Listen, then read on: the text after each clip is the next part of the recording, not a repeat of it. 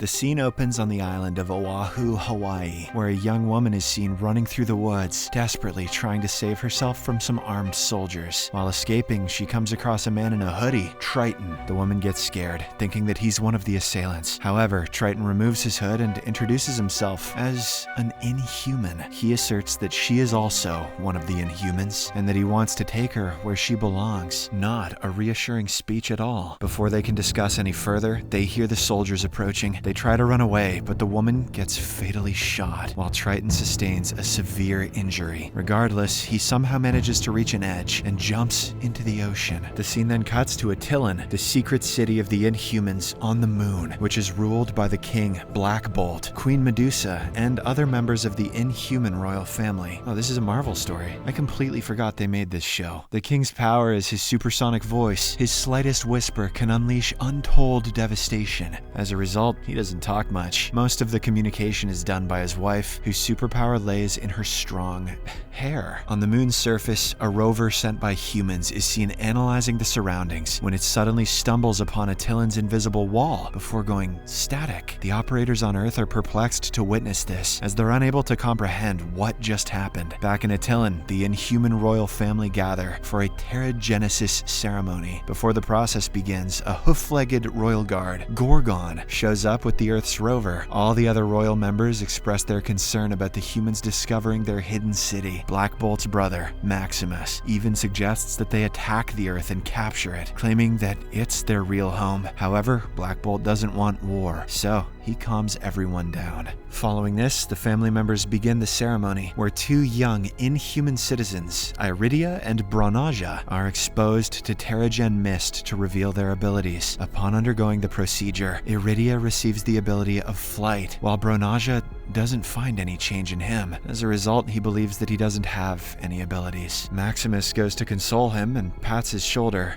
But as soon as he touches him, Bronaja has a vision of Maximus pinned against a wall with snakes attacking him. The boy confides his vision in Maximus, who simply says that they'll discuss it later. Later, at Lower Castle living quarters, all the Inhuman citizens gather to know Iridia and Bronaja's new powers. While there's applause for Iridia's powers, disappointment fills the air as Bronaja shows no signs of change. They demand that he go to the underground mines where all powerless Inhumans reside. Just then, Maximus addresses the people and tells them about Earth. According to him, if they capture Earth, they can all live a peaceful life, free from this caste-based society. Maximus then receives an alert in his comlink bracelet, so he heads straight to the palace. He interrupts the ongoing dinner and reveals about Triton's death. To prove this, Maximus has an Inhuman project the entire incident via his eyes. At this point, Black Bolt explains that he sent Triton to Earth to help find humans who had undergone Terragenesis in the past. Hearing this, Maximus again suggests that they all go to Earth, instead of bringing the remaining people back to the moon. However, Black Bolt asks him to trust him and let him do his job. Later, Gorgon travels to Earth to find Triton, while Black Bolt enters his private room to take some time alone to think. In the meantime, Maximus approaches Medusa and questions her loyalty to the king. He further tells her that she would have been happier if she had chosen him instead of Black Bolt. When he starts touching her, the infuriated Medusa attacks him with her prehensile hair, warning him against doing such inappropriate behavior. Maximus realizes this confrontation is the same vision that Bronaja saw earlier. The next day, he has his security guard, Auran, summon the head of the Genetic Council, Kitang, for a private conversation. During this, Maximus reveals his plan to attack Earth, as well as to stage a coup to remove Black Bolt and Medusa from the throne. Hearing his sinister plan, Kitang decides to get him arrested, but before that, Maximus has Auran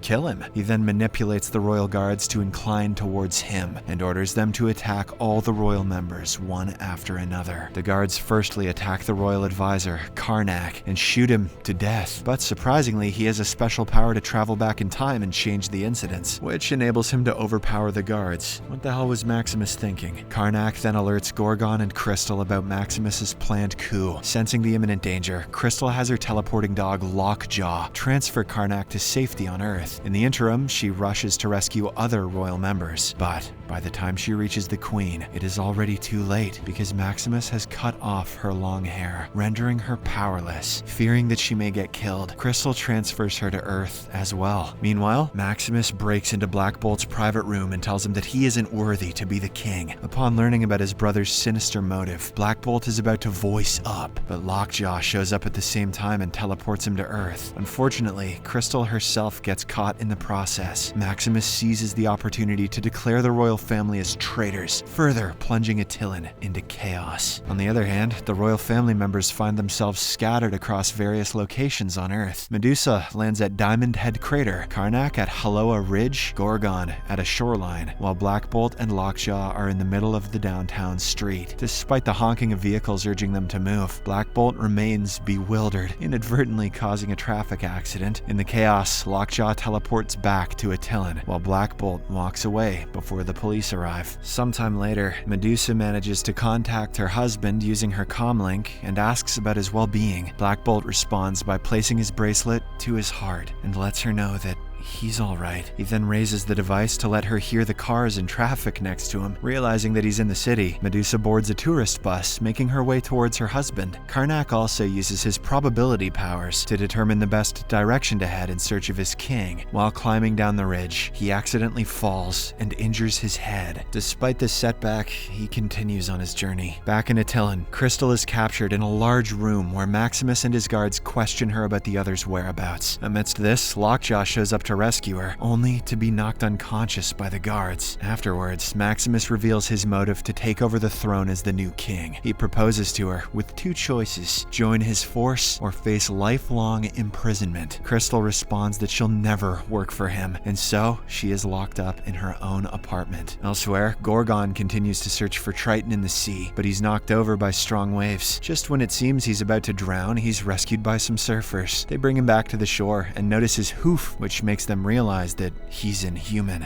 Gorgon then shares his situation with them, and they suggest that he reveal his location and divert Maximus's attention towards him. Heeding to their advice, Gorgon contacts Maximus and challenges him to a fight. Meanwhile, at the Callisto Aerospace Control Center in California, a flight director, Louise, investigates the missing rover. She eventually learns of 4 strange occurrences coming from the same area of the moon where the rover went missing. She tracks these to locations around Hawaii and decides to head there for further investigation. In Attilan, Auran enters Crystal's apartment to provide her some food, but the latter responds with her inbuilt handgun. Auran then says that Crystal will eventually have to comply and accept Maximus as the new ruler. Before she leaves, she drops her comlink, which Crystal hurriedly picks up. She later uses it to contact Medusa, and they share their predicaments. Medusa believes that Auran is not an idiot, and she deliberately dropped her comlink band to trace the call. She then destroys her comlink after assuring Crystal that they'll come back for her rescue. Unfortunately, their conversation time is enough for Auran to track Medusa, so she promptly travels to Earth to find her. On the other hand, Black Bolt enters a clothing store to make himself appear bussin'. However, he doesn't know that he has to pay for it. So when he walks away quietly, the shopkeeper calls the police, accusing him as a shoplifter. Consequently, he's chased and soon surrounded by the police. They order him to surrender, but he doesn't understand what's going on. Thinking that he's resisting, the officers taser him, causing him to let out a light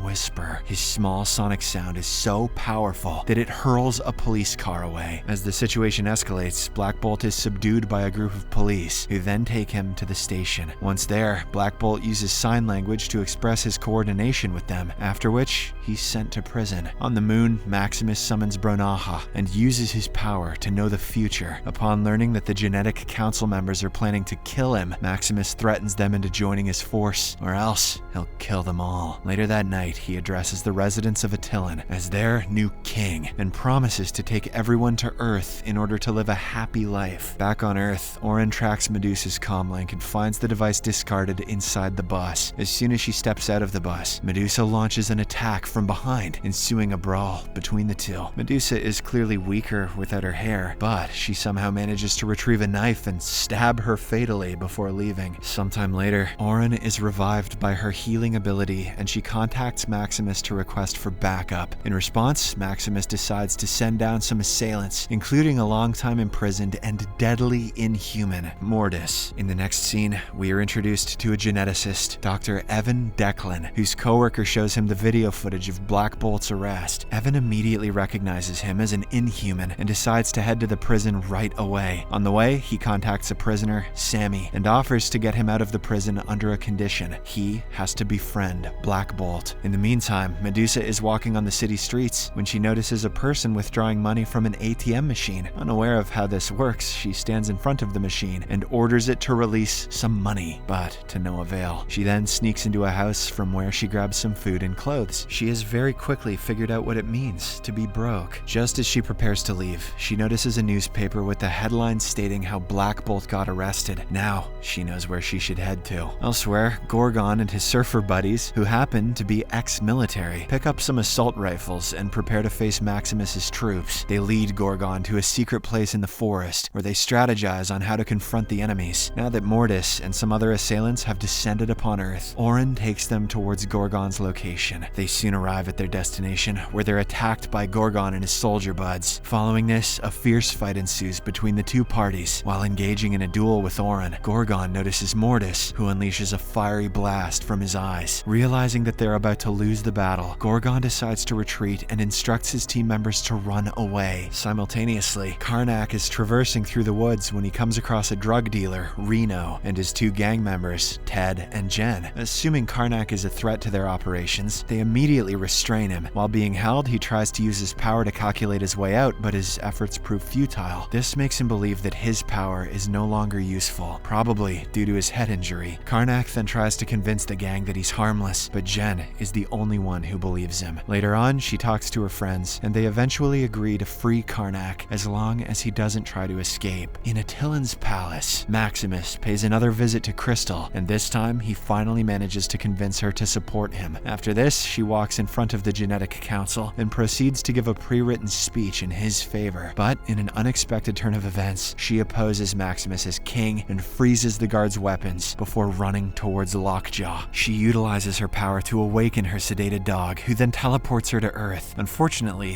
her actions have severe consequences, as Maximus manages to convince the Genetic Council that the royal family is not fit to rule the place. Meanwhile, in the prison, Sammy tries to do what he's instructed. He tells Black Bolt that he wants to help him, asserting that he knows his real identity. The warden notices Sammy being nice to Black Bolt, so he sends them into the yard, forbidding them to converse. When the duo resists, the officers proceed to beat them. However, the other inmates come to their support, soon inciting a riot. Sammy and Black Bolt take advantage of the commotion and make their way out. During this, Sammy reveals himself to be one of the Inhumans, with heat power. Thus, he uses his power to facilitate their escape by melting down the prison gate. Once outside, they see Evan waiting for them in his helicopter, so they quickly board it. At the same time, Medusa arrives on the scene, but she fails to grab her husband's attention. Luis, who is also there, approaches Medusa to ask what's going on. However, Medusa doesn't have enough time to answer her queries. She instead holds Luis at gunpoint and forces her to pursue the helicopter. While on the flight, Evan introduces himself and tells them about how he has been studying Inhumans. "You guys are weird. I love it." He further expresses his wish to conduct a quick experiment on them, for which he asks them to accompany him to his secret lab. He also requests for Black Bolt's DNA, but the latter refuses until the doctor helps him find his wife. Unbeknownst to him, Medusa and Louise are following them in a car. During the chase, they break the speed limit and also run a red light, grabbing the police's attention again. In an attempt to evade capture, Medusa shoots towards the pursuing police vehicle. However, this distraction causes them to lose sight of the helicopter, thwarting Medusa's effort. Luis then strikes up a conversation and soon learns that Medusa is an Inhuman who lives on the moon.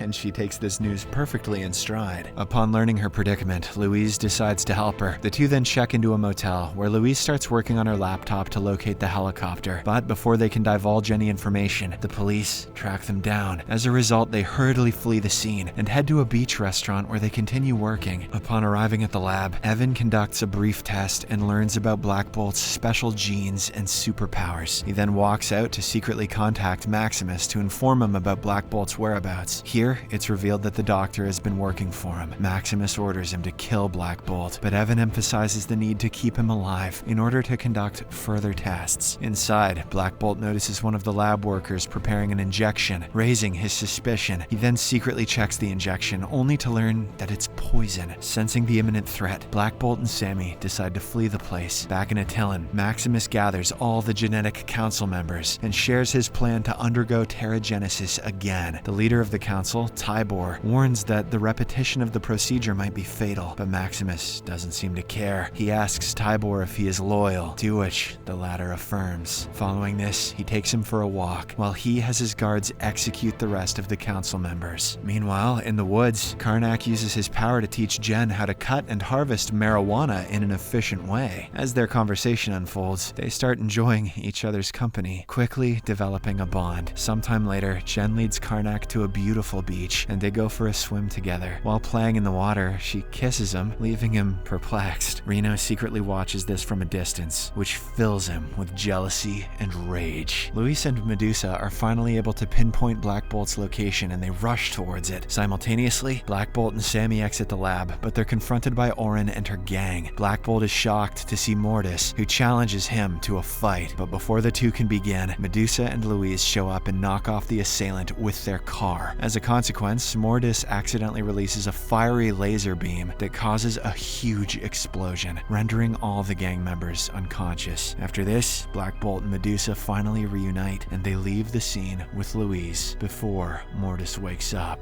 Subscribe for more videos like this, turn on notifications, and leave a like to help the channel out. Thank you for watching.